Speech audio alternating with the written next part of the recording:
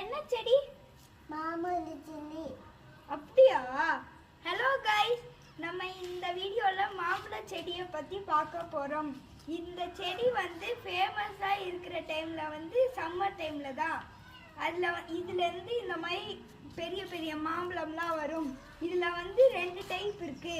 மாம்பழமும் இருக்கும், மாங்காயும் இருக்கும். மாங்காய் வந்து கசக்கும், புளிக்கும். மாம்பழம் வந்து இனிக்கும். இதுக்கு என்ன டிஃப்ரென்ஸ்னா, மாம்பழம் வந்து இவ்வளோ ஹைட்ல இருக்கும் போதே மாம்பழ செடி இவ்வளோ ஹைட்ல இருக்கும் போதே மாங்காய் வந்து வந்துடும். அது கொஞ்ச நேரம் எடுத்தோடனே தான் இந்த மாதிரி மாம்பழம் வந்துடும்.